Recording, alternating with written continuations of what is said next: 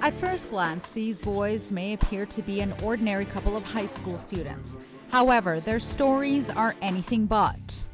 And he was going there on the way, and the missile got there like 10 minutes before he arrived. 17-year-old Matthew and his family arrived in Canada 6 months ago, marking the end of a long journey in search of a home where they could find security. Well, we left Syria and moved to Lebanon because war was destroying our country. Johannes has lived here for over 4 years. He too was forced to flee his home at a very young age due to war and unrest. I was so scared. I mean, all I could see is like blood everywhere. This friendship may be a new one, but it's worth its weight in gold.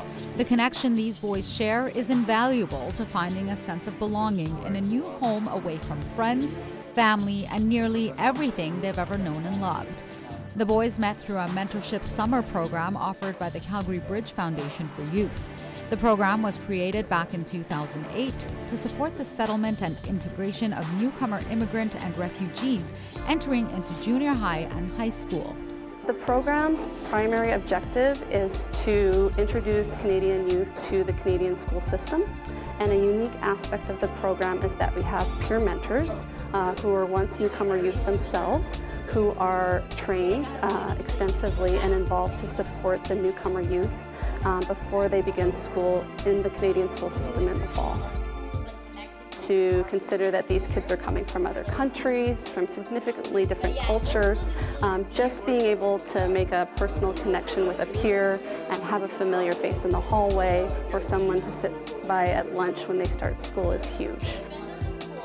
In the mentorship program, I found it really easier, much easier to make friends because everybody has different backgrounds. They all have immigrated from their countries.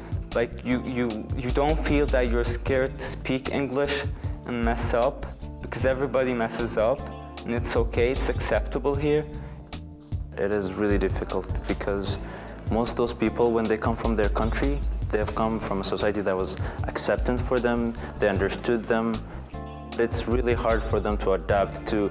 I think the biggest barrier is just the language because they can't communicate with the people, and because of that they have a lack of making friends, understanding other people, what they say, even understanding the teacher, what they're supposed to do. And all that could just make them frustrated or unhappy of the new environments, even though if it's safe for them. When I heard Johannes' story, I was just amazed about when I heard how much other people has suffered. You feel like you're not the only one who suffered and gave up stuff, gave up what they had, gave up their friends, gave up their family when they moved here. For Go in Calgary, I'm Shiva Jahansha. All right, man. See you. Peace.